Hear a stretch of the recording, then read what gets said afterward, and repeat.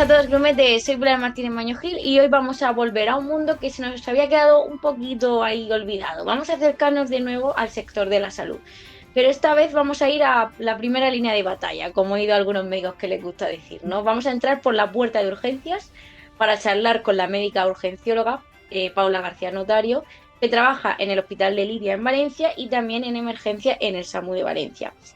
Paula además divulga en redes sobre su trabajo bajo el seudónimo de En la Puerta de Urgencias y también es divulgadora en Escenio, que como ya acordaréis hemos tenido varios divulgadores de Escenio. Gracias Amanda otra vez por traernos a todos tus compañeros aquí al podcast. Así que bueno, lo primero de todo, muy buenas Paula, bienvenida a la X Marca Lugar y bueno, ¿cómo estás? Buenas, hola, buenas tardes y nada, muchas gracias por poder estar aquí. Y nada, yo pues me encuentro bastante bien, sobre todo cuando no tienes que trabajar, así se encuentra uno muy bien, pero muy bien. Ya te digo que al final la parte de la medicina y todo esto, bueno, es que en mi caso que trabajo a guardias, pues a lo mejor puedo tener más tiempos de descansos, pero sí que hay compañeros míos que trabajan pues más habitualmente, tienen sus turnos de trabajo y luego las guardias y se hacen horarios un poquito difíciles y extenuantes. Yo me considero bastante afortunada con eso, la verdad. Sí. Sí, que eso es una de las cosas, ¿no? Por las que hace, bueno, creo que fue en diciembre, ¿no? Hubo huelga de médicos, el tema de estos turnos tan largos, que claro, luego dices, bueno, tienen varios días de descanso, pero trabajar 20, no sé Mm, si tú, pues trabajar es que no es así en 24 realidad. horas. O sea, es que te comento, porque realmente se sigue de huelga. Ahora las huelgas se están acotando a 4 días mensuales, creo que son hasta junio. Lo que pasa es que, por ejemplo, los que trabajamos en el sector de emergencias no tenemos derecho a huelga. Por lo tanto, o sea, ¿por qué? Porque el mínimo es el 100%. Entonces yo no puedo tener huelga. De todas maneras, yo me considero afortunada porque yo trabajo en emergencias y yo sí que tengo un turno parecido al de los bomberos. Es decir, yo trabajo un día y tengo mi descanso de 4 o 5 días entre medias en los que si quiero hago guardia de hospital o no, ¿sabes? O me puedo poner alguna guardia extra, pero si no quiero puedo descansar. Y son los turnos solamente de la emergencia, en el caso de Valencia, en otros sitios no funciona tan así. Pero lo que ocurre es que la urgencia hospitalaria realmente, tú tienes tu turno de mañanas, por lo normal, y luego haces guardias. Entonces, a lo mejor si tienes que hacer de 3 a 5 guardias al mes, tú a lo mejor trabajas todos los días, pero cuando tienes guardia solamente libras al día siguiente. Luego al día siguiente vuelves a trabajar tu turno normal. Entonces, ¿qué pasa? Que el cómputo de horas semanales se sube fácilmente a 70, así de gratis. Y el problema, de gratis literalmente, porque son horas extras que no cotizan para la seguridad social, para la jubilación, perdón. Entonces, bueno, me estoy metiendo de lleno en el terreno ahí de la huelga, realmente. Es un poco esto, ¿no? Lo que lleva años reivindicándose, la parte de que no se quieren hacer turnos de 24 horas, porque en mi caso, bueno, pues yo tengo mi descanso adecuado y sí que se puede hacer, pero en otros sitios, como por ejemplo puede ser una urgencia de hospital, hacer turnos de 24 horas es extremadamente cansado. Y lo comento porque yo también lo hago. Afortunadamente yo, como trabajo en emergencias, puedo elegir y hacer menos horas, y a lo mejor hago guardias de 17 horas y aún así las 17 horas ya se te hacen bastante largas. Entonces las 24 horas son muy extenuantes y eso es lo que se está pidiendo el cambio, de hacer turnos mínimo de 12 horas o algo así, como un turno más parecido a enfermería para poder vivir y sobre todo mejorar la calidad de vida y la salud, porque el problema ya no es, no solo aparte de que nosotros a nivel de nuestros biorritmos y todas estas cosas nos afecta, que también a los pacientes les afecta, porque tomar una decisión a las 4 de la mañana sin parar de trabajar en todo el día, pues obviamente va a caer sobre la salud de la propia persona que está consultando. Así que, fíjate, bueno, así. No es que se dice pronto, pero yo, o sea, yo a veces he trabajado 12 horas seguidas y no es lo mismo, pero 12 horas ya se hace pesado, 24 horas que no puedo imaginar, yo querría pegarme un tiro. Porque Pero es además lo lo que que digo, tú al dices, final. y hay en urgencia y que al final la gente depende de, o sea, la salud de los pacientes depende de vuestro estado. Sí, dependen de cómo estemos nosotros, eso es. Y luego es lo que digo, que realmente si tú metes un descanso adecuado, como a lo mejor en mi caso, en el trabajar en emergencias, pues es como que, bueno, aparte, o sea, aparte de que nosotros realmente sí que estamos de guardia como tal, porque es una diferencia muy importante, el hecho de estar de guardia creo que significa estar en alerta por si ocurre algo y tú tienes que Mm. hacer algo, ¿no? Es el caso de los bomberos, el caso de policía, el caso de nosotros en emergencias. Nosotros estamos en una base, en un sitio, ¿vale? Que es como una casa, y si nos entra un aviso, entonces vamos y actuamos.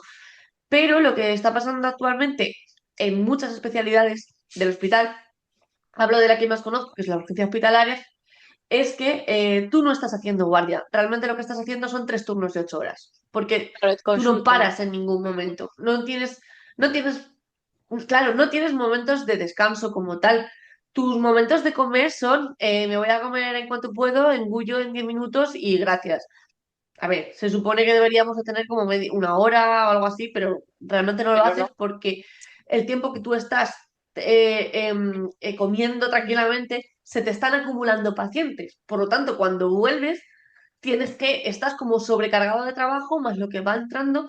Entonces, el resumen es que al final son, pues eso, son como 3 turnos seguidos en los que por la noche, si no es muy mala, se puede partir y duermes 2 horas o tres, eso es el mejor de los casos. O sea, una buena guardia de hospital es porque has dormido 3 horas.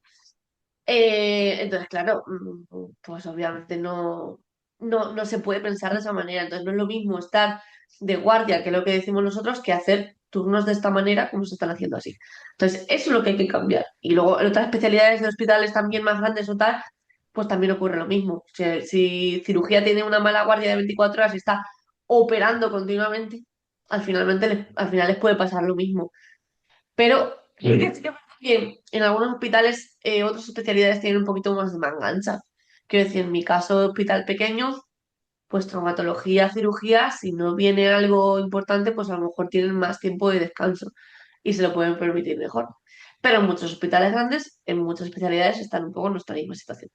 Así que nada, ya hemos hecho un resumen un poco de...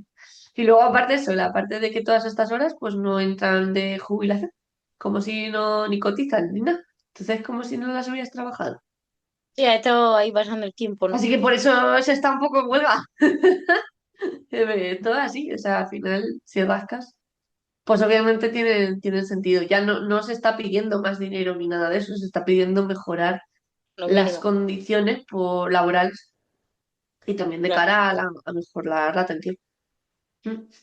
Claro, aquí para aclararlo un poco o sea, claro, porque cuando hablamos, por ejemplo, o sea, porque no, según tengo yo entendido, no lo sé, o sea, entiendo que en urgencias hay médicos que tienen la especialidad de urgencia y trabajan solo en urgencias, ¿no? Y luego, como has dicho, están los otros médicos con sus especialidades que también hacen guardias de urgencia. Voy a explicar esto también porque todavía en España estamos en otro punto y es que, bueno, la especialidad de urgencias en España ahora mismo todavía no existe. Ah, no, Se ha pensaba que sí. aprobado sí, se ha aprobado por el Ministerio, se aprobó hace 2 años. Lo que pasa es que de MIR todavía no ha entrado. Se preveía que en este MIR ya iban a empezar a haber MIRes de urgencias, pero todavía no lo ha habido. Entonces se espera que para el siguiente ya empiecen a haber especialistas como tal, de urgencias como tal. Entonces, hasta ahora, los que nos dedicamos a la urgencia solíamos hacer medicina de familia, ¿vale? Porque es la especialidad más cercana a la parte de las urgencias. Es la más completa en todo esto y la que más enfoca todos sus años en esta especialidad y puedes formarte mejor, ¿vale? Porque al Entonces, la final mayoría de nosotros somos médicos de familia que una vez que terminamos la especialidad, bueno, dentro de la propia especialidad hacemos muchas optativas orientadas a la urgencia, como puede ser anestesia, el 112, ¿sabes? Como que nos formamos en todo esto y cuando terminamos, pues hacemos un máster de urgencias o X cursos de urgencias, expertos universitarios, cosas de estas que hay un montón, y tú ya empiezas a trabajar en el hospital.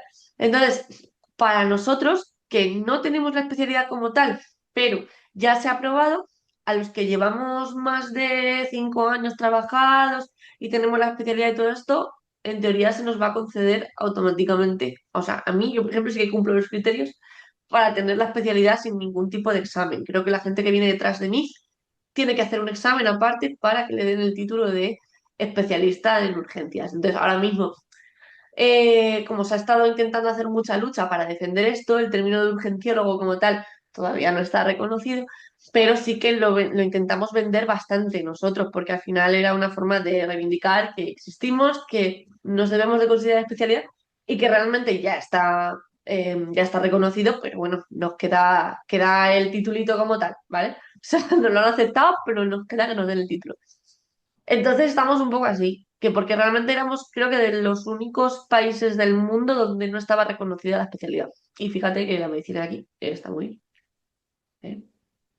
Súper. Fíjate que yo pensaba que existía como tal, ¿no? En plan, yo qué sé, igual que está el traumatólogo, pues había de urgencia, fíjate. Claro, porque al final un médico de familia, aunque trabaje en el centro bueno, en el centro de salud, no en atención primaria, al final es lo mismo en el sentido de que, claro, tú tocas todos los palos, porque yo puedo venir porque me duele un brazo, me duele la cabeza, me duele el estómago. El tema, la medicina de familia, que creo que mucha gente también desconoce mucho y se habla de medicina general o realmente es otra especialidad igual, lleva reconocida como especialidad desde el 93 creo, o por ahí, ¿vale? O sea, que desde entonces ya la gente tienes que hacer, o tú o incluso un poquito antes, no estoy segura, pero vamos, más o menos por ahí. Entonces tú, si quieres trabajar en un centro de salud, tú tienes que tener médico de familia, que son tus 4 años y que a lo mejor, por mucho que, por contrario a lo mejor a lo que la gente se piensa, es una de las más complejas, porque tienes que aprender de todo. O sea, De todo. al final, y de hecho en el resto de Europa, los médicos de familia están súper bien valorados, porque al final son los que dan la primera asistencia y los que tienen que conocer y saber de todo. Y luego ya, cuando son cosas más específicas, se pueden derivar. Pero somos los que tenemos que, pues eso, discernir y saber muy bien todos los tratamientos. Entonces, ¿qué pasa? Que es una especialidad que, a mi parecer, se queda corta en años. Tenemos 4 años y yo creo que debería de ser de 5. Igual que medicina interna, por ejemplo, porque al final tenemos que rotar por tantos sitios que nos quedamos muy cortos de necesidad de más prácticas.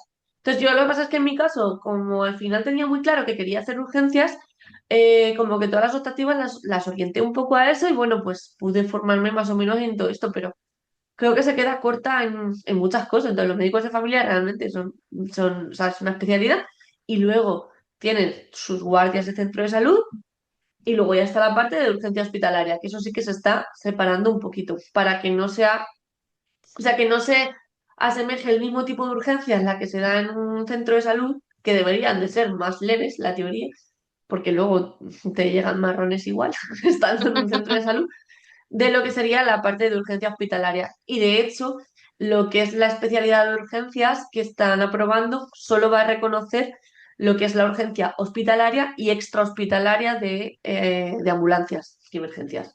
Lo Claro, que es porque la aquí, parte de centro de salud quedará para familia.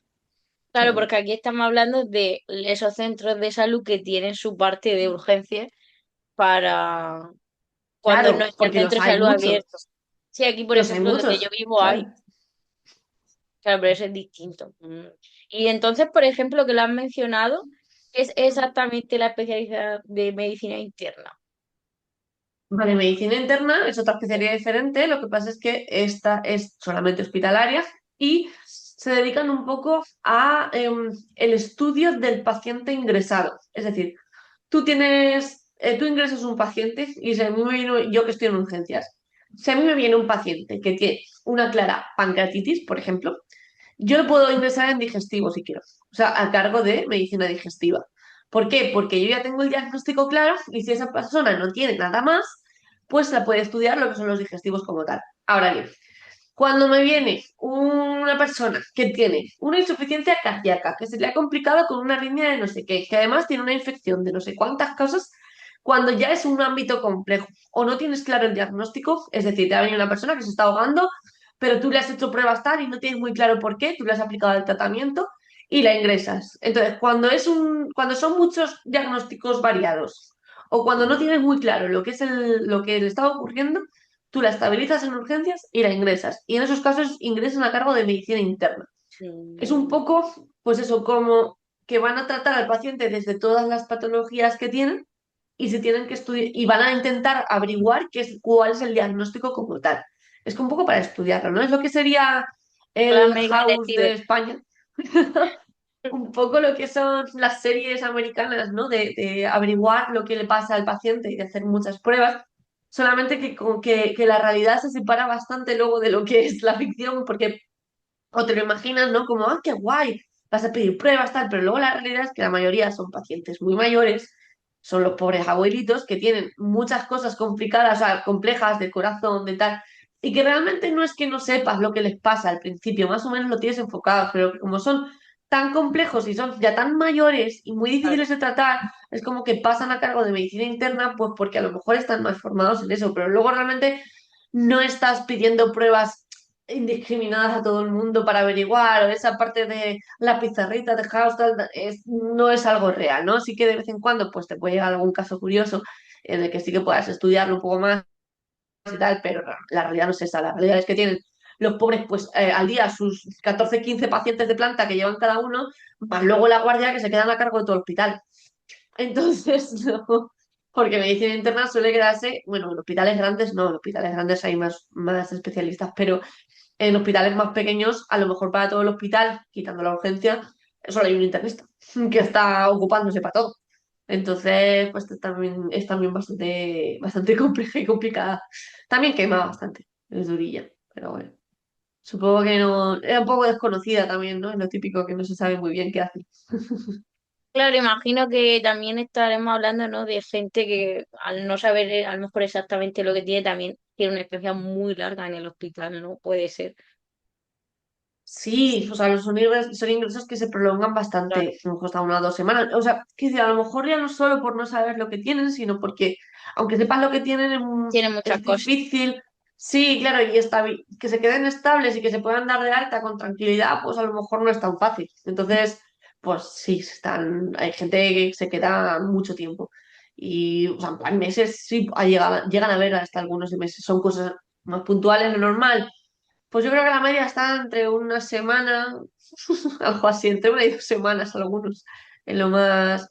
Y a lo mejor ingresos rápidos de 3 días realmente ya se ven menos. Ya tendrían que ingresar a lo mejor en otra unidad, que es lo que se llama unidad de corta estancia, que a veces también lo lleva medicina interna, pero por ejemplo en mi hospital lo lleva urgencias. Y son ingresos que se prevé altas en 2, 3 días, porque son cosas más fáciles o que están bien o qué tal. Entonces, pues sí, interna, pues su semana se lo comen ahí el ingreso. Entonces, pues eso es más o menos. Sí, ¿no? Y Barbaridades.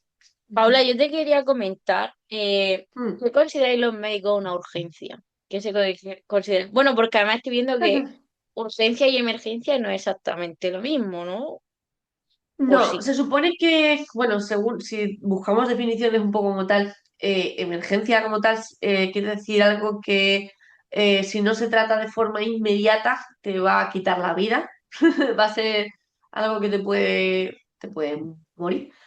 Y en el caso de la urgencia, creo que es como algo que sí, que se tiene que recibir una atención inmediata porque en las próximas horas puede provocar una situación de complicación que termine poniendo en peligro tu vida. Creo que es más o menos un poco así. Esto Ah, quiere decir, la mayoría de las urgencias que van a urgencias no son urgencias, porque realmente muchas de las cosas por las que se consultan es raro que en las próximas horas terminen comprometiendo tu vida. Y las emergencias, obviamente, es algo que se trata de forma inmediata, porque si no, vamos, como si te está dando un infarto, ¿vale? Entonces, ¿qué pasa luego? Que a nivel de lo que es una cosa y otra, a nivel laboral, lo que es la emergencia son los que estamos en las ambulancias medicalizadas, porque hay muchos tipos de ambulancias, ¿vale? Pero la parte de ambulancias medicalizadas, lo que hacen, o sea, tú atiendes emergencias, es decir, una persona se me cae del tercer piso. Obviamente tenemos que atenderlo nosotros porque eso es una emergencia, ya que si no se le atiende de forma inmediata, posiblemente muera. O si tienes un infarto, tienes un ictus o te atropella un coche, ¿vale? Son cosas que comprometen la vida. Entonces, nosotros vamos en ese caso, a veces vamos y, no se, y están bien porque no ha sido tanto el accidente y se puede derivar tranquilamente a urgencias para que lo vean más tranquilamente, ¿no? Pero nosotros estamos para dar una asistencia inicial en ese momento crítico. Por eso las ambulancias medicalizadas con médico y enfermería solamente se deberían de utilizar para ese tipo de situaciones. Mientras que, por ejemplo, lo típico que pensamos de los borrachos, ¿vale? En el caso de los borrachos, no son una urgencia vital, por lo tanto, las ambulancias medicalizadas no deberían de recogerlos, a no ser que estén muy mal, ojo, puede pasar otras cosas. Entonces van otro tipo de ambulancias con técnicos que también van a prestar una atención inicial y que van a trasladar a esa persona, pero no estamos hablando de una emergencia o de una situación que comprometa la vida. Y entonces, ¿qué pasa en el hospital? En el hospital tú eres urgencias como tal, te puede llegar una emergencia porque puede entrar alguien por la puerta que se esté muriendo en ese momento, ¿no? Entonces tenemos un box determinado para vitales, que son las emergencias vitales que se atienden ahí en ese momento. Mientras que lo demás, pues pasa por consultas, pasa por triaje, se le pone una calificación del nivel de urgencia que tiene y en función de ese nivel de urgencia se atiende. Entonces, la mayoría de las cosas que van a urgencia realmente suelen ser cosas de me duele un pie desde hace una semana, porque ocurre, o me he golpeado, o sea, esa es más cuestionable la de hace una semana, porque esas son de las que nos enfadan, ¿no? En plan de esto tienes que ir a tu médico, porque no es una urgencia. Y luego vienen me he torcido un pie, que no es una urgencia, bueno, evidentemente eso no es una urgencia, no te compromete tu vida, pero por ejemplo, si me he roto un brazo, a ver, no vamos a decir que pueda comprometer tu vida, pero Claro que obviamente no. sí que deprime la calidad y si no se trata, posiblemente en unas horas tengas un problema más grave en el brazo.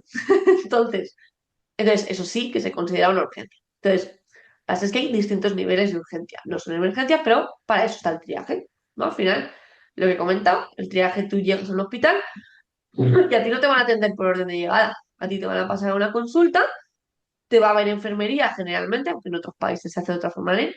Y te van a poner un nivel de urgencia. Entonces tú vas a tener un color, de hecho se hace mucho por colores. Azul es cuando no es urgente, verde poco urgente, amarillo urgente, ya rojo muy Chungo. urgente, ¿no? Entonces, se supone que si tú llegas, bueno, también hay naranja y tal, pero bueno, se supone que si tú llegas con un azul es porque no es urgente, así que puedes estar esperando hasta 4 horas fácilmente. Mientras que si te califican como amarillo, pues seguramente en menos de media hora te hayan visto. Una hora, media hora. Entonces, pues hay que tenerlo claro porque es uno de los problemas importantes, ¿no? De la gente cuando va al hospital, que se piensa que lo van a atender enseguida y realmente no es así. O que he llegado antes que esa persona y lo han pasado antes que mí, antes que yo. Pues es que primero no es una pescadería, entonces esto no va por turno, va por nivel de urgencia. Y también quiere decir que si te están dejando esperar es porque tu vida no está en peligro, ¿vale? Y, por ejemplo, claro, hay muchas veces que la gente va a urgencias porque o no tienen una cultura sanitaria suficiente, lo cual es normal porque tampoco es algo que te enseñen en el colegio, por desgracia, en ninguna parte. Claro. Y luego también porque a veces la atención primaria, si te dan cita para dentro de una semana. Entonces, claro, yo te quería preguntar qué cosas que nos puedan pasar, yo que sé, más habitual, podemos nosotros como pacientes saber que no son una urgencia para ir al hospital. A ver, ese es uno de los principales problemas ahora mismo de la sanidad, ¿no? Es la saturación de lo que son las consultas de primaria, porque están bastante saturados.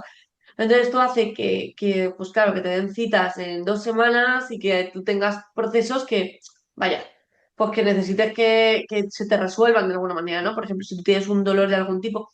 Por ejemplo, el tema del dolor, ¿vale? El tema del dolor, si tenemos localizado de por qué puede ser un dolor, es decir, me duele la cabeza porque habitualmente me duele la cabeza, ¿vale? Realmente lo que se debería de probar es a tomarte una analgesia convencional, que para eso ya son accesibles en farmacia, por ejemplo, paracetamol de 500 o ibuprofeno 400, si no tienes ningún tipo de contraindicación, puedes probar a tomarlos. Y en el caso del dolor, si tú no eres capaz de controlarlo en casa, sí que puedes ir a urgencias. Quiero decir, el dolor es una causa de consulta como tal y puede ser una urgencia bastante importante también, depende del nivel del dolor, quiero decir. O sea, si es una cosa que nos molesta mucho y lo puedes llevar, pues a lo mejor te puede aguantar, pues bueno, puedes esperar a ver si te pasa, pero si no se pasa o el dolor es más intenso, es una de las causas que son consultables. Y luego, a ver, a mi criterio también para mí las urgencias del centro de salud deberían de ser cosas más leves, es decir, si tú tienes un dolor de cabeza, como te he dicho, que no te duele mucho, que no te molesta mucho, pero no se te pasa, pues a lo mejor deberías de consultar primero al centro de salud. Las urgencias del centro de salud son como un poquito, no son una consulta, pero sí que pueden solventar un poquito de esas cosas que no se pueden considerar como en ese punto crítico de tener que irte corriendo al hospital, pero te pueden ayudar. Y además en ese momento te van a ayudar y si consideran que es más urgente, te van a llevar al hospital, Claro. porque esperan que tengan que hacer algo más.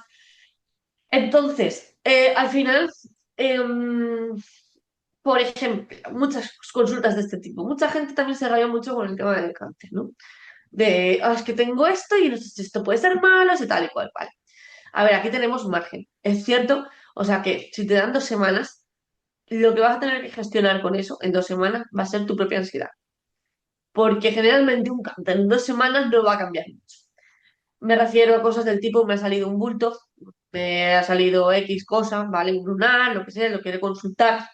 Son cosas que aunque se te demoren una semana, no va a pasar nada. Entonces son pues ese tipo de cosas que puedes consultar o algo que te lleva pasando a lo largo de mucho tiempo. No sé, me duele la rodilla desde hace 3 años. Eh, yo qué sé, los dolores de cabeza. Tengo dolores de cabeza de forma muy frecuente, ¿vale? Todo ese tipo de cosas son cosas que se pueden demorar una consulta y que aunque te den dentro de 2 semanas, las puedes esperar.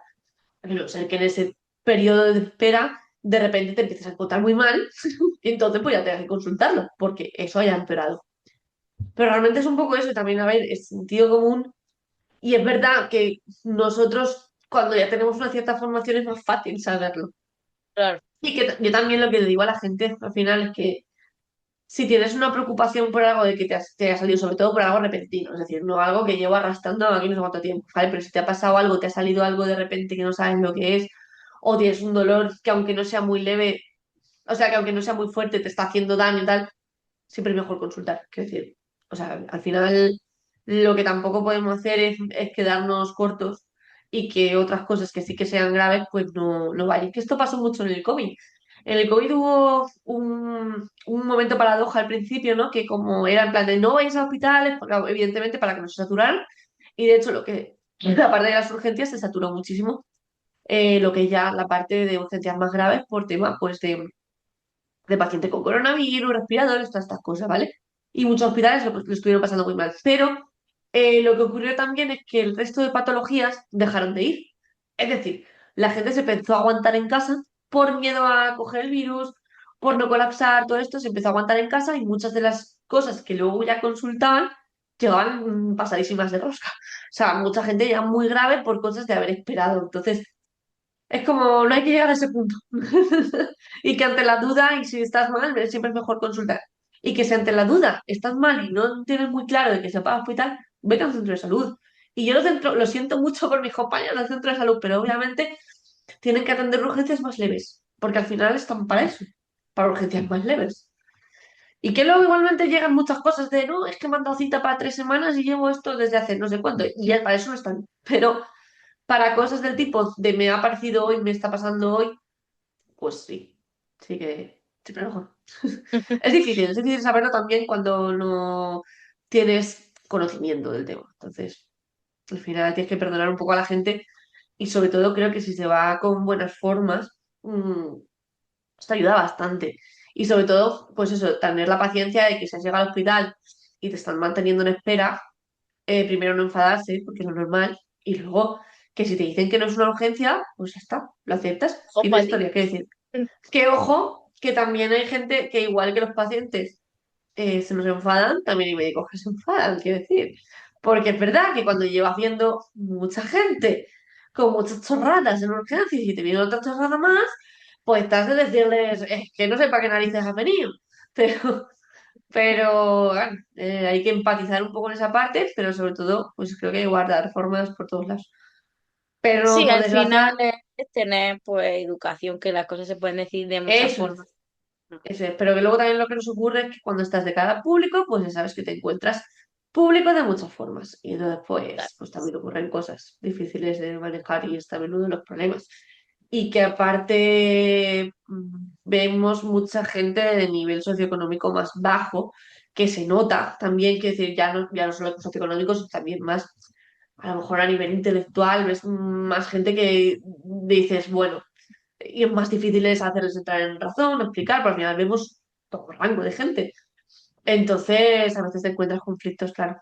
O sea, es difícil. Hay que aprender a gestionarlo y esto termina quemando a la gente, que es una de las razones por las cuales yo me fui del hospital, porque yo antes trabajaba en el hospital solamente, pero terminé muy quemada, sobre todo de ver cosas, de tener que enfrentarme a gente y a veces sentir que tienes que convencerlos con lo que le estás diciendo, porque hay veces que llega gente, sí, hay veces que llega gente que ellos quieren que se le haga una prueba sí o sí, o que, yo qué sé, o que están convencidos con otra cosa, y cuando ven que les estás diciendo otra cosa o que no les vas a hacer lo que ellos quieren, pues te suelen plantar cara, y suelen insistir, y en esos casos pues tú tienes que intentar hacerte comprender, que es como es que agota muchísimo, ¿no? Es la sensación de, tengo todo el tiempo la sensación de que necesito que me creas, o sea, necesito que el paciente me crea, y es como, no debería de ser así.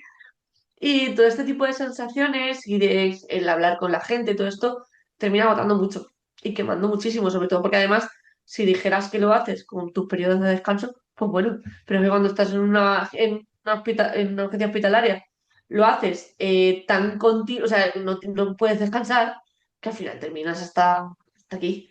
Y ya yo por eso me fui a la parte de emergencias, porque generalmente cuando me llaman a mí es porque la cosa está muy chunga.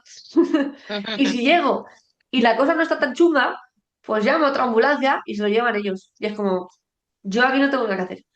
Entonces, es la parte buena y también más satisfactoria de mi trabajo, creo, porque al final yo me siento bastante útil porque tú dices, es que he llegado a una cosa donde realmente me necesitan. Y además, cuando ves que va saliendo bien el aviso, todas estas cosas, te sientes bien porque estás salvando una vida. Y literalmente estás salvando una vida, no como cuando estás en el hospital y te viene que te duele la pierna de hace 3 semanas. Que, oye, a lo mejor puede ser un trombo. Bueno, vamos a ver. Quiero decir, cuando te viene una chorrada en la que tú no tienes mucho más que hacer ahí dices que yo aquí no estoy salvando vidas ni estoy haciendo nada, estoy haciendo lo que sería un trabajo de primaria que no se ve por la saturación. Entonces no te sientes tan realizado. Mientras que en nuestro caso, creo que un poco la palabra es esa. Nos sentimos mucho mejor con nosotros mismos, claro. Es que al final tratar con personas es complicado. Es difícil, ya te Yo digo. Yo creo que cualquier trabajo, persona. yo trabajo, bueno, spoiler, bueno, algún grumete lo sabe, lo he dicho alguna vez, yo trabajo en una óptica porque, bueno, yo soy periodista, pero lo mío no encuentro trabajo. Y yo trabajo de Bueno, comercial. pues. Y eso es que hay gente que, entre la gente que no te entiende y luego la gente que no quiere entenderte y luego, como tú dices, los que tienen las ideas fijas de quiero esto, y es Sí. como, pero es que no necesitas gafas, o es que no las necesitas y ves genial. Pues quiero una gafa, Sí. es como, pues bueno, pues tú sabrás. Y en vuestro caso, que además es la salud, que es lo más personal que tenemos todas las personas, pues me lo puedo imaginar y, ¡buah, qué desesperación! Es Porque muy si hay difícil, o gente sea, cada bueno, día ya, pero de bueno. una, mm, Lo relaciono un poco como, pues eso, cualquier cosa en la que estás de cara al público. Pero, mucha pues paciencia. luego, en nuestros casos encima. Algunos pacientes quieren que se les trate un poco como clientes, cuando realmente no son clientes, al menos en la seguridad social. Quiero decir, lo del tema de los impuestos, como que estos impuestos es como. O sea, porque como que yo te estoy pagando, hija, vamos a ver, a mí no me está pagando el Estado y me están pagando para hacer otras cosas, no esto. Entonces hay como, pues eso, es complicado, porque sí que es que es el problema, cuando te vas a un hospital privado, la cosa es más difícil todavía, Peor, porque ahí ya porque la después gente te están sí ahí que, sí te están pagando. claro, ahí ya la gente encima viene ya con ese punto de esto es la privada, lo estoy pagando, me tienes que hacer esto porque quiero. Yo no he trabajado nunca privada, porque si ya me quema la urgencia hospital, o sea, lo que es la pública, no me quiero imaginar lo que me puede quemar una privada, por el tema del nivel de exigencia que suele llegar la gente. Y que igualmente están sobrecargados de trabajo, que al final a veces están en urgencias, pero luego tienen que ocuparse de todo el hospital. A mí la privada creo que es una de las últimas cosas que me apetecería hacer, al menos a nivel de urgencias. Quiero decir, a lo mejor otras especialidades y tal, pues ya no lo sé. Pero yo, compañeros que trabajan en la privada, de todo eso, dicen que es muchísimo peor. Entonces, todas estas cosas, todo este nivel de quemazón y las condiciones llevan a la huelga que hemos empezado a hablar al principio. Y ese es uno de los motivos. Así que estoy haciendo aquí una buena propaganda al final. ¿No? Es importante. Es que al final, Sí, eh, ¿de qué sirve que estéis ahí trabajando si tampoco estáis a gusto? Porque ya, al final, por mucho que, al final es aunque seáis una. médicos, al final, es decir, aunque seáis sanitarios, que obviamente vuestra prioridad es ayudar a la gente, al final todos somos trabajadores, somos personas y lo mínimo que queremos es trabajar con dignidad. ni más ni Al menos, y agosto. final, sí, es una pena porque hablan de la vocación, todo esto. Yo sé que me considero que tuviera vocación a nivel de urgencias, pero sí que es verdad que yo cuando entré en familia, medicina de familia, yo entré para dedicarme a la ambulancia. O sea, toda la parte de las hospitalarias. De hecho, como en ese momento no había especialidad de urgencias, yo me informé mucho si merecía la pena hacer medicina de familia o no tenía muy claro. Dijeron que sí, que tenía que hacer el MIR, que ahora mismo era lo más importante en España, y que teniendo medicina de familia me iba a poder formar perfectamente en lo que es la parte de urgencias. Y entonces yo entré en medicina de familia con esa vocación, no de urgencias. Terminé primero en la parte de urgencias hospitalarias porque al final el irte en una ambulancia mm, impone mucho, ¿no? Da mucho respeto, pero cuando tú estás en un hospital, estás rodeado de tus compañeros, tienes mucho más gente a la que consultar y en la que apoyarte, y si necesitas cosas vas a tener gente en la que ayudarte. Mientras que cuando estás en una ambulancia, como médico, como tal, eres tú solo y la responsabilidad recae directamente en lo que es el médico. Entonces, pues al principio, cuando yo terminé la especialidad, sentía que necesitaba formarme un poquito mejor en toda la parte de emergencias antes de irme ahí. Y entonces me metí en un hospital, por eso estuve 3 años en el hospital, en el de Liria en concreto, con el que sigo haciendo guardia. Y luego, además, pues hice como muchos cursos y muchas cosas para poder sentirme segura. Y ya realmente cuando me sentí más segura fue cuando ya di el salto a irme a la parte de urgencias hospitalarias en una ambulancia, pero es serio a nivel de que, pues eso, exige como mucha confianza en ti mismo y también una formación muy buena, porque ahí estás solo y el problema es que los pacientes suelen ser muy críticos. Y aparte de que tienes que asumir que la gente se te va a morir, porque esto a lo mejor al principio entras pensando que, bueno, que los puedes salvar a todos y no. La gran mayoría, los que se tienen que morir se mueren y es algo difícil de gestionar al principio porque sobre todo los primeros pacientes que se te mueren, ¿no? Porque lo primero que te cuestionas si es una persona medianamente sensata, porque ojo, hay muchos egos en la vida, hay mucha gente con un ego muy alto y no necesita esas cosas, ¿no? Pero creo que es importante para dedicarte a la parte de emergencias ser consciente de que todos podemos fallar y de que podemos entrar sin tener los conocimientos, o sea, con la sensación de no tener los conocimientos suficientes, porque es lo normal que nos pasa, por mucho que nos hayamos formado, siempre vas a tener esa sensación de Claro. necesito aprender más y que realmente esa sensación o esa parte se va a suplir cuando ya empiezas a tener experiencia. Entonces, cuando tú entras en eso y se te muere el primer paciente, aunque se tuviera que morir, por lo mismo estaba muy grave, como mi caso, que me ocurrió en mi segunda guardia de ambulancia, te cuestionas muchas cosas. Te cuestionas si lo has hecho bien y te cuestionas si vales realmente. Yo es verdad que ya venía muy curtida y el hospital me lo había preparado bastante para este golpe, pero fue, o sea, sí que al final el primero yo creo que te lo llevas siempre a casa y te lo vas a cuestionar. Luego ya empiezas a aprender que la gente se muere, por desgracia. Y que tú, que estás en primera fila de ambulancia como tal, para los pacientes más críticos, te vas a comer esos que se tienen que morir. Porque muchos, porque los que se mueren no llegan al hospital. Eso es diferente, claro. Los que se mueren nos los comemos nosotros. Entonces en el hospital se te suelen morir menos. Pacientes críticos se ven menos. Porque la mayoría llega primero a una ambulancia que ya lo atiende y lo estabiliza. Y entonces, si llega vivo al hospital, ya está medianamente solucionado. O debería, porque también hay de todo en las ambulancias y en todos lados. También hay gente que lo carga y lo lleva y lo deja como esté. No es la idea. La idea es que nosotros lo estabilicemos. Entonces, en los hospitales, pues los pacientes más críticos que te llegan generalmente son porque van muy mal en la ambulancia, porque o no se han tratado bien o porque es que están muy, muy mal y ya allí se continúa, o porque han ido por su propio pie, que también llegan muchos al hospital. Y eso es una base, me parece una parte súper importante que yo te quería preguntar, de hecho, ¿no? Ujú. ¿Cómo aprendiste tú a gestionar el hecho de que, a ver, todos lo sabemos, ¿no? Porque la vida así, ¿no? La gente se muere. Pero claro, no es lo mismo saber la teoría que, como tú dices, llegar en tu segunda guardia y que se te muera una persona y luego otra y No no es como a fácil. nivel psicológico, cómo mm, gestionas tú todo eso. Me parece muy interesante. No es fácil aprenderlo, pero, o sea, gestionarlo sobre todo al principio, pero porque además la responsabilidad, en teoría, recae directamente en nosotros. Entonces, según con la gente con la que nos encontramos por ahí, te puedes encontrar gente que en ese momento no termina de asumir que esta persona se ha muerto y lo que quieren hacer también es responsabilizarte a ti. Entonces te puedes encontrar con marrones importantes ya, o sea, a nivel social. Nosotros sí que vemos mucho ese tipo de cosas. Y por este motivo trabajamos mucho con la policía y con la Guardia Civil, porque cuando nos sentimos inseguros pedimos policía. Y entonces, al final,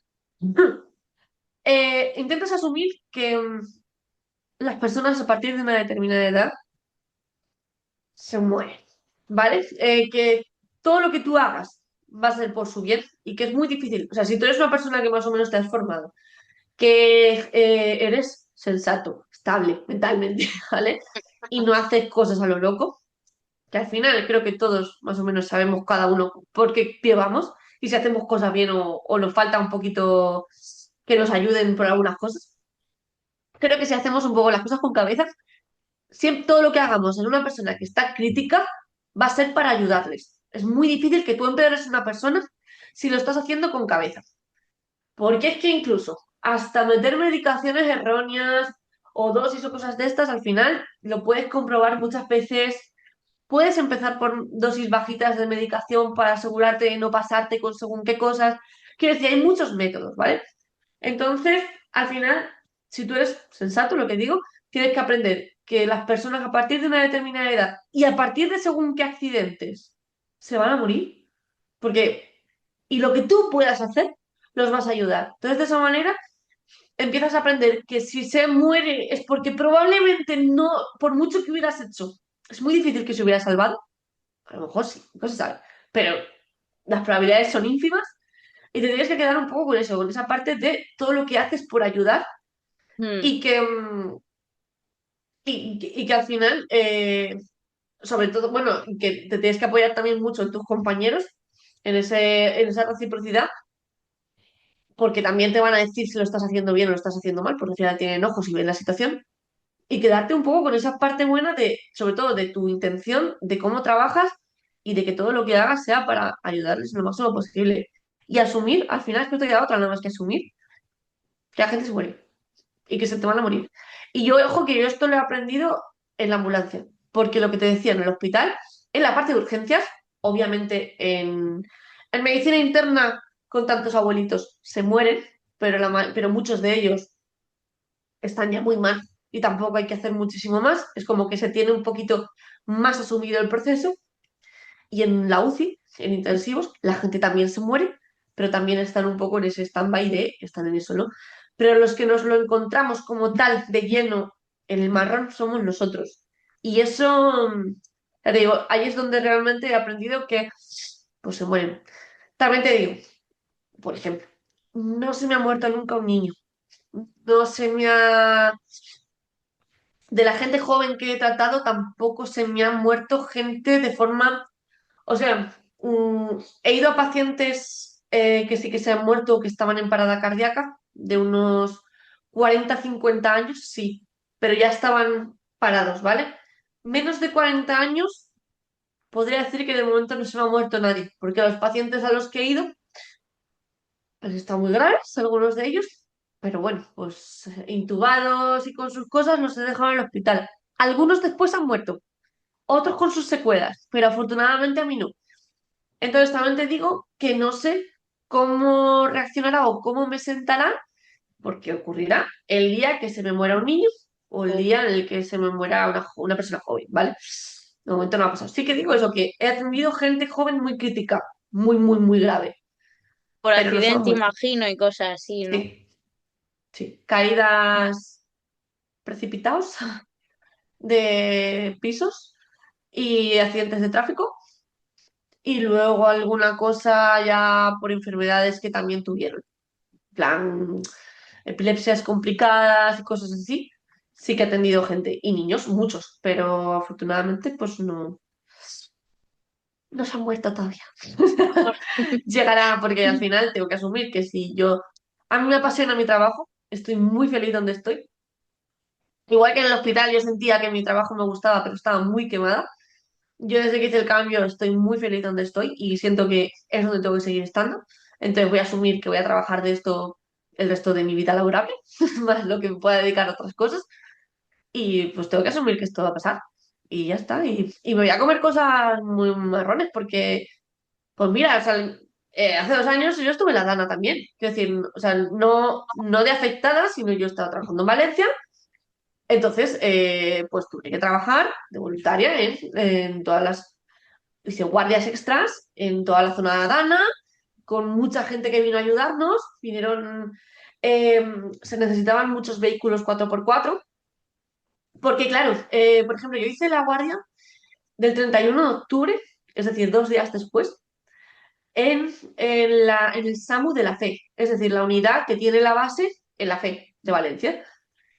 Esto lo que hace es que cogía un gran territorio de lo que era la zona Tana, es decir, la zona más afectada, que todo sonará, Paiporta, Picaña, Catarroja, toda esta zona, la suele coger lo que es la unidad de la FE, ¿vale? Entonces, esa noche nos salieron varios avisos en la zona Dana y el problema, primero, no había luz.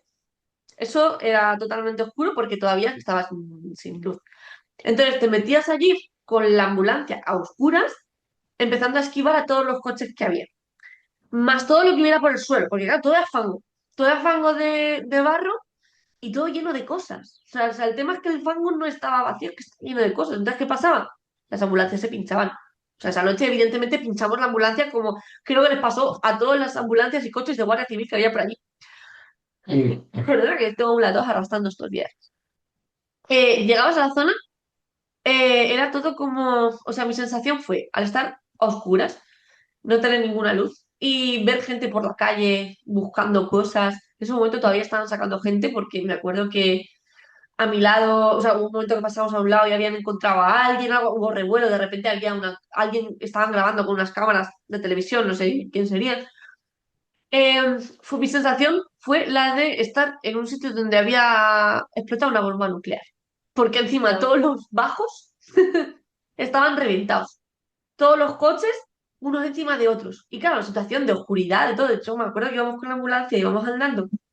Íbamos buscando una parada cardíaca. Nos habían pasado una persona que había entrado en parada que nunca llegamos a encontrar, por cierto. Porque Joder. no éramos capaces de llegar a la dirección donde nos habían dado.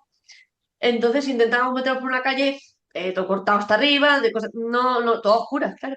No veíamos nada. De hecho, uno de los momentos de oscuras, lo que iba a contar, íbamos así como una carretera, empezamos a ver como una especie de charco, y decíamos, oye, hay un charco, tal. Y justo cuando estábamos encima del charco, realmente era un boquete del puente. O sea, había un agujero porque el puente se había Dios. roto. Porque no sé si el de Picaño no era, eran todos los de Paiporta, creo.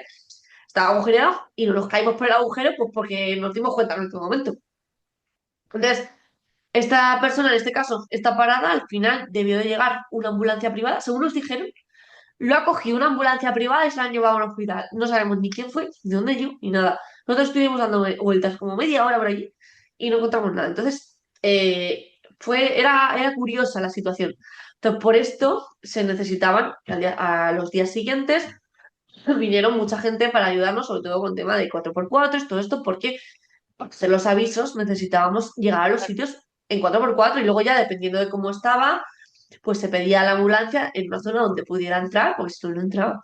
Entonces yo hice muchas guardias extra con equipos que vinieron de otras comunidades autónomas. En concreto yo hice con gente de Zaragoza, gente de Navarra, toda esta zona que se habían venido con sus 4x4 porque allí zonas de montaña es Claro. muchísimo más, claro, es más habitual y íbamos con ellos, nos montábamos en el 4x4 con ellos y íbamos, y fue algo curioso de vivir y otra experiencia más al final. Y entonces cosas van a ocurrir, catástrofes, porque al final pues tienen que pasar. Pero esto es como lo que pensaba yo el otro día de ahí en Adamuz, lo del tren, digo, A lo pues del que tren. los pobres que estuvieran en la base del 061 ese en Andalucía, no lo tengo muy claro, los pobres que estuvieran los más cercanos allí, pues se tendrían que comer el marrón los primeros. Y el marrón te lo comes y obviamente estás preparado y formado para eso. Y yo no qué. Y de hecho nosotros tenemos nuestro grupo de catástrofes y todas estas cosas donde, Vuestro protocolo y tal. claro, y estamos preparados y se hacen simulacros de ese tipo de cosas.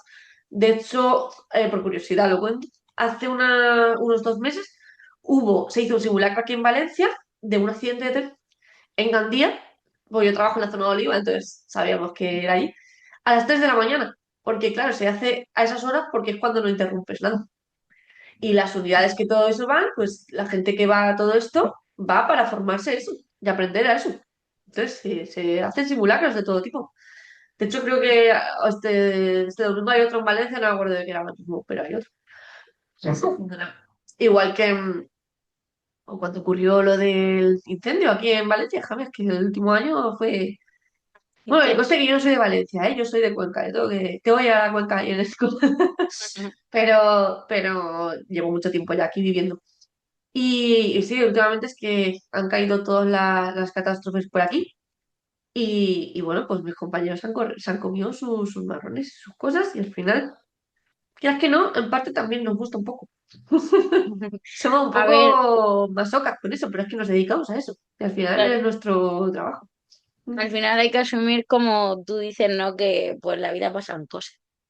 Porque si la gente no se muriese, no hubiese catástrofe, no hubiese accidentes, pues no tendréis trabajo. Pero claro, no sería la vida. Es que al final, por mucho que quiera, pues pasan esas cosas. Mira, Inundaciones. yo Lo que pasa pienso, es que con el cambio climático, pues es cierto que las catástrofes cada vez pues porque ahora ya, llueve y en cualquier punto de España ya se inunda ya, ya, y los total. incendios de este verano, por Cualquier ejemplo, cosa, ¿no? que se quemó Mm. medio España, pues como tú dices, los bomberos y también, pues muy heavy todo. Toda la Pero parte de bueno. emergencia, sí. Iba a comentar a lo que has dicho, que al final, si no hubiera accidentes, pues no teníamos trabajo. Bueno, es decir, el que la gente se muere, esto es un dato que he dado en algunas charlas de eventos y cosas que he dado, porque me parece como bastante curioso. Yo en mi divulgación me he dedicado mucho a hablar sobre la RCP y la importancia de saber hacer las maniobras de RCP. Y es porque he calculado con los datos del Instituto Nacional de España, ¿vale? En los últimos años, en función de las causas de muerte de la gente. Entonces, buscando causas de muerte repentinas de tipo enfermedades, de tipo infarto, ictus, o sea, todo este tipo de cosas que tú no te esperas o que a lo mejor pues tienes tu enfermedad de larga duración, o sea, en plan que tienes la tensión alta, que si tienes la diabetes, tal, que son factores de riesgo, pero no te esperas de repente morirte, ¿vale? Como le pasa a algunas personas, con todo este tipo de causas y también con las causas de tipo accidentes, es decir, causas repentinas en las cuales no se espera que la persona se muera y una de cada 3 personas que fallecen en España actualmente lo hacen dentro de esas causas, es decir, lo hacen de forma repentina.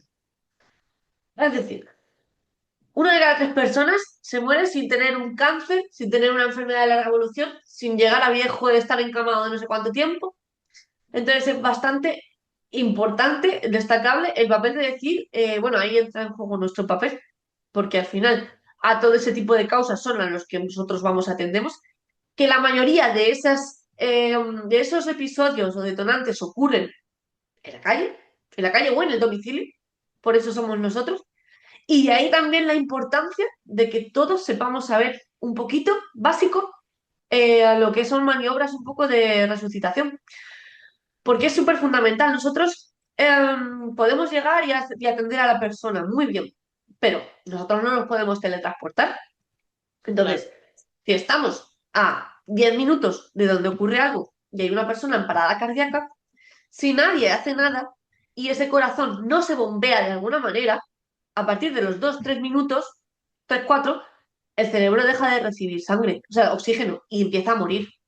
Entonces, a partir de los 3 4 minutos, sin hacer nada, en el caso de que esa persona se recupere, probablemente tenga secuelas neurológicas. Y cuanto más tiempo esté sin hacer RCP, más difícil será volverla a recuperar. Entonces, por eso es muy importante que si presenciamos una parada cardíaca, aunque no hayamos hecho un curso, aunque no seamos los mejores, intentemos hacer algo, porque siempre va a ser mejor hacer algo que no hacer nada. ¿Y qué podemos hacer? Porque, o sea, lo que decía, mucha gente tiene miedo a hacer algo porque piensan que les va a hacer más daño. Estamos hablando de una persona que está en parada cardíaca, está ya un pie en el otro lado. Entonces, lo que tenemos que hacer ahí es mover el corazón de alguna manera. Ya nos olvidamos de bocas, ¿vale? Eso se hace solamente si tienes formación. Sí, no, lo importante es apretar el pecho, comprimir el pecho. Si tú comprimes el pecho, vas a conseguir que el corazón bombee algo de sangre y se mantenga todo lo que pueda para que cuando ya lleguemos nosotros como servicios de emergencias podamos seguir con esa reanimación. Porque si lo dejas ahí y no haces nada, por mucho que lleguemos, probablemente no podamos hacer nada, o lo hagamos pero no salga, o si sale, salga en malas condiciones. Entonces, no vas a empeorar la situación. Que le rompes una costilla al hacerle RCP, obvio, es lo lógico, es lo que suele pasar, de hecho. Porque tú estás bajando el pecho hasta 5 o 6 centímetros. Tienes que llegar hasta el corazón. Las costillas se desencajan del esternón y se parten. Pero es mejor eso que morirse. O sea, no hay más. Entonces, creo que todos tenemos que intentar hacer algo y hacer una buena RCP con brazos estirados. Nos buscamos vídeos, que para eso tengo yo vídeos de estas cosas. Lo miramos donde queramos, pero al final son la forma, o sea, es la forma de que nosotros podamos mantener un poco a esa persona, ayudarle y de facilitarnos nuestro trabajo. Y por eso también es súper importante lo que es la parte de la divulgación en mi ámbito, porque es que es un poco, se necesita la ayuda de todo el mundo, si no, Estaría bien que lo enseñaran en el no lo colegio. hacemos. Mm. Claro, Una efectivamente, asignatura de o ahí la clave talleres.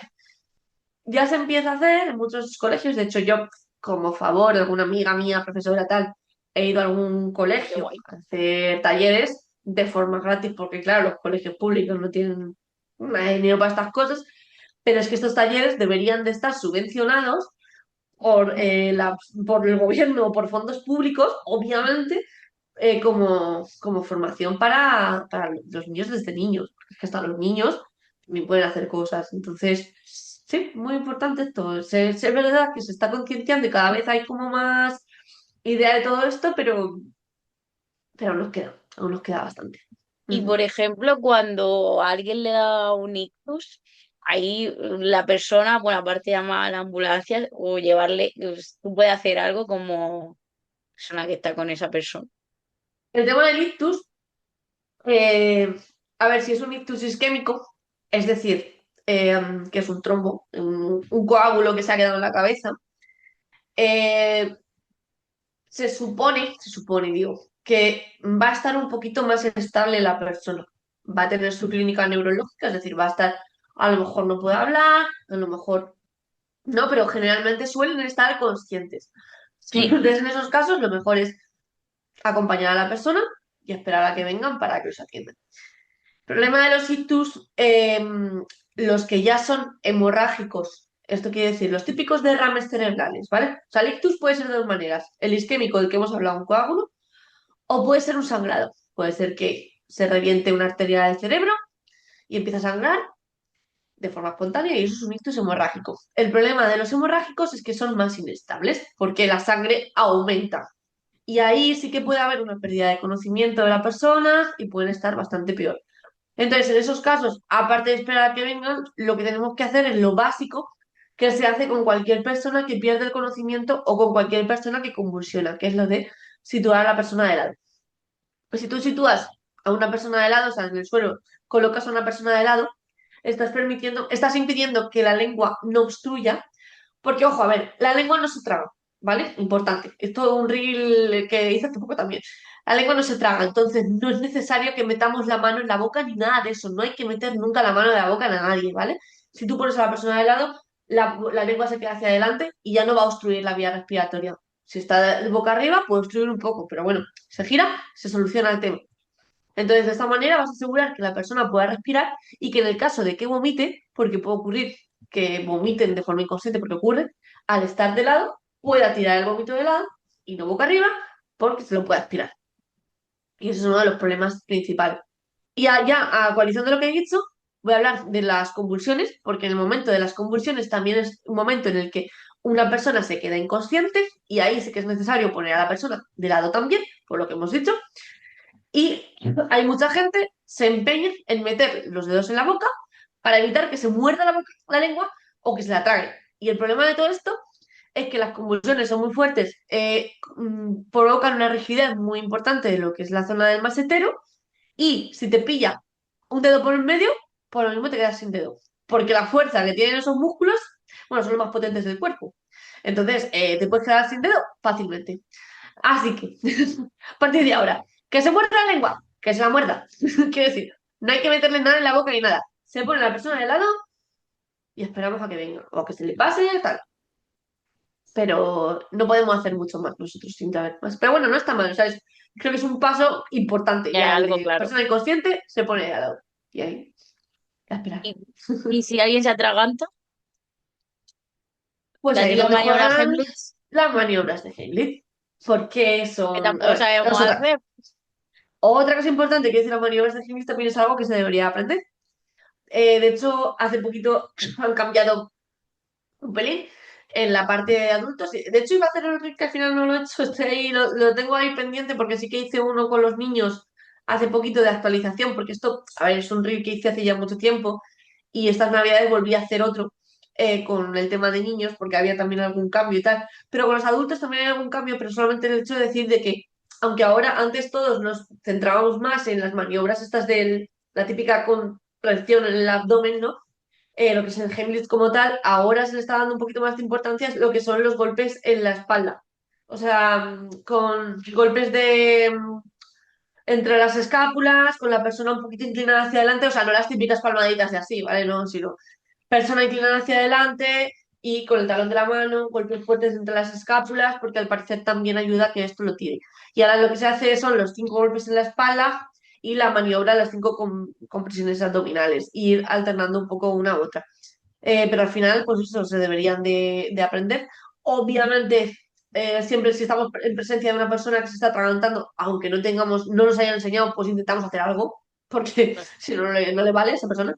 Igual que luego las maniobras del auto Heimlich, que al final es cuando si estás tú solo, Yo tú solo. tirarte contra una silla o contra un sofá. Aunque yo también en estos casos también lo que digo es intentar, si estás solo, si por ejemplo estás en tu casa, salir al rellano, intentar que los vecinos o alguien te vea, porque probablemente en algún momento pierdas el conocimiento. Entonces, si te pueden ayudar, pues te van a ayudar. O si estás solo y no encuentras opción de dónde socorrerte, pues a lo mejor llamar al 112, marcar al 112 y dejarlo abierto porque se puede geolocalizar y si se oye algo claro y se queda la llamada abierta, pues posiblemente manden a alguien para intentar. Y abrir la puerta, claro. Porque si dejas la puerta cerrada de casa, pues a lo mejor no van a poder entrar con tiempo. Vamos. Entonces, pues eso son un poco cosas lo que se puede hacer. Y masticar muy bien y no hablar mientras se come. Comer Porque al final despacio. la mayoría de los atragantamientos ocurren en entornos sociales, porque el problema, la gente está hablando. Tú estás comiendo y estás hablando, o te ríes, y hacer es cuando se va para adentro. Si estás solo en casa, a no ser que es que se te quede la comida ahí atragantada en medio, que a la gente le pasa, eso puede ser otra cosa, ahí ya te lo intentas coger lo que puedas. Eh, la mayoría de los atragantamientos de fuera son por eso, de estar hablando, riendo y a la vez comiendo, y se va a la vía respiratoria. Y en los niños, por ejemplo, que es que estas navidades tuve un niño que nos dio un miedo, era un crío de 2 o 3 años, Buah. que le dieron, pero no llevaba tres, con un cacahuete, y el cacahuete se le fue a la vía respiratoria. Y afortunadamente cuando llegamos ya la había tirado, porque el padre se lo llevó al centro, o sea, bueno, lo empezó, no sé cómo lo hizo. El caso es que decía que ya se estaba durmiendo el niño, claro, que se estaba, o sea, que se estaba quedando inconsciente, entiendo. Y lo bajó al centro de salud en ese momento y cuando le dieron algo, se ve que lo tiró o se lo tragó, porque no llegó a tirar, pero lo tragó. Y ahí lo que les dijimos lo de la importancia de que cuando llegamos ya estaba resuelto, pero por eso yo iba a caca ya.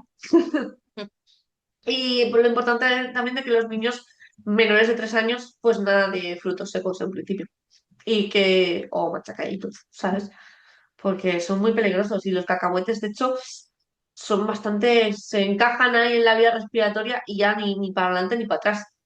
Porque una de las cosas curiosas nuestras es que si nosotros nos encontramos un atragantamiento y yo ya está inconsciente, intento coger con las pinzas que tenemos lo que haya, en principio lo voy a intentar sacar, pero si no lo puedo sacar, yo lo voy a meter para adentro. O sea, lo voy a meter más para adentro para que llegue a la bifurcación de los bronquios y se meta en uno, en el derecho, que es el que está antes, y de esa manera yo pueda ventilar.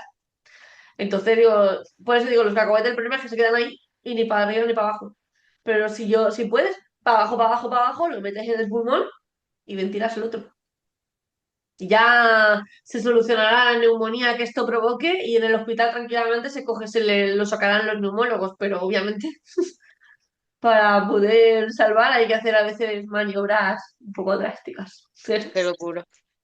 Y una duda que tenía yo antes de ir acabando, hemos hablado, por ejemplo, ¿no? Del el ictus, la parada cardíaca, pero hay mucho, yo creo que también hay mucha duda con el tema, por ejemplo, de un accidente de tráfico. O sea, si tú vas en el coche y tienes un accidente, o yo que sé, te encuentras a alguien que ha tenido un accidente, porque siempre he oído como que lo mejor es no tocarlo, porque a lo mejor, ¿no? Como taparlo o tal, pero no sé. Ya. El tema de los accidentes de coche, creo que lo más importante primero es nuestra seguridad. Es decir, si tú no tienes seguro que la zona, que no te pueda venir otro coche y atropellarte, porque muchos accidentes, o sea, muchos atropellos ocurren por la persona que se ha bajado del coche Joder, y se los llevan detrás. Si crees que el coche puede estar en llamas, si puede, o puede haber riesgo de explosión, en ese caso, sintiéndolo mucho por la gente, no te acerques. Es decir, lo más importante es nuestra propia seguridad. Una vez, y ahí ya lo, pues avisas la emergencia, ¿vale?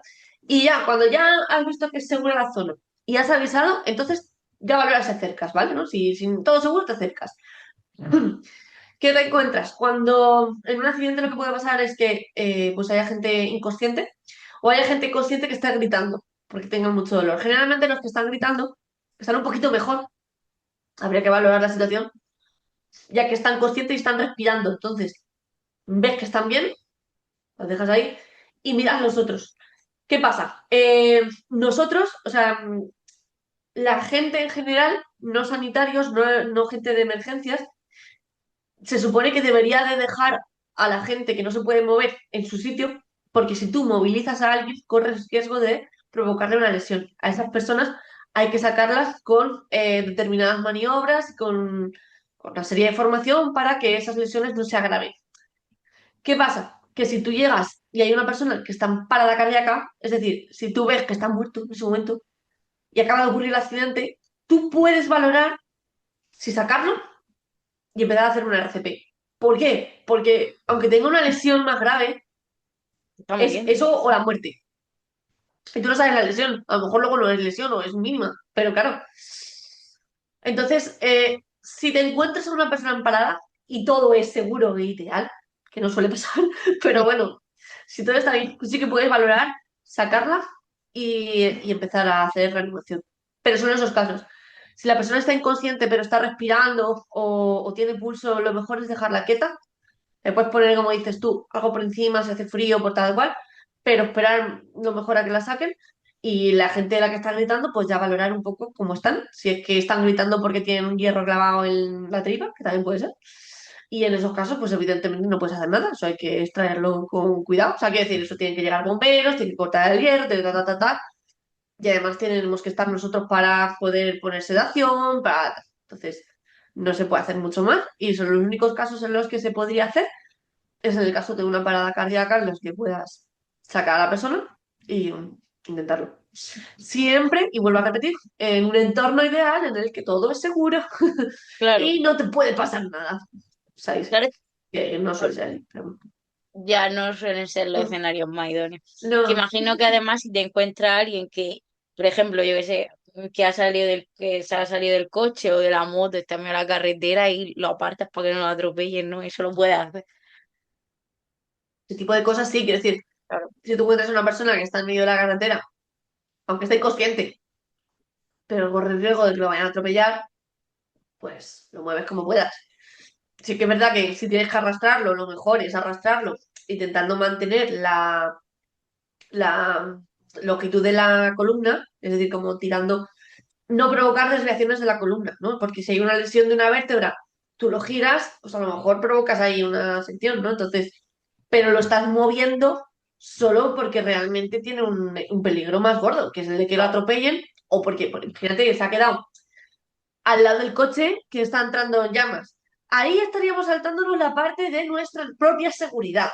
La teoría es de que se nos dice que no nos deberíamos acercar, pero bueno, dentro de todo ese abanico de posibilidades y de gente valiente en el mundo que hay, En el caso ese, obviamente, pues si lo puedes estirar, mejor. Pero la teoría dice que nosotros no nos debemos de poner en peligro porque ya tenemos una víctima y no necesitamos más. Claro, Pero, y que realmente no pasa nada, o sea, no estás omitiendo el socorro, no estás haciendo nada grave, estás protegiéndote como lo que tienes que hacer. Y ante la duda, pues no pasa nada. Es lo que hay que asumir eso. total.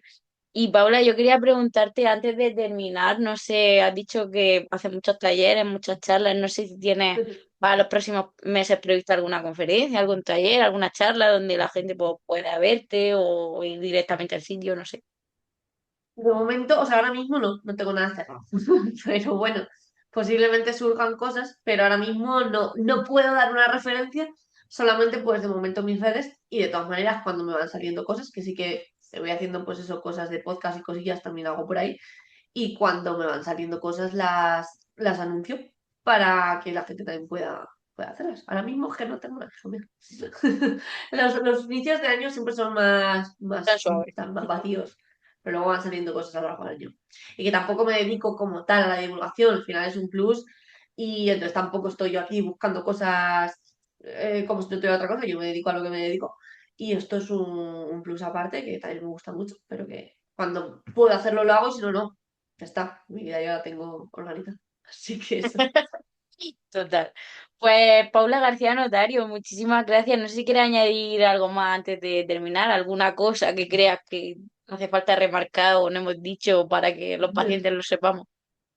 Bueno, a ver, yo lo que quería, un poco si ya que estamos, remarcar que espero que esto le sirva también a gente y que llegue a gente que a lo mejor se esté planteando hacer medicina o esté llegando al tema del MIR o cosas así, que la emergencia es muy bonita, la urgencia también, aunque sea un poco triste a veces, ¿no? Pero al final te sientes un poco, tienes tu parte de satisfacción personal y de heroína, ¿no? Por así decirlo, ¿no? Porque estás ayudando y que creo que también hay mucha inseguridad de la gente que no lo hace por miedo y que al final, pues si tienes ganas de hacerlo, lo suyo es empezar a hacer cosas y empezar a conocerlo y al final creo que todo el mundo, si tienes ganas, lo puedes hacer.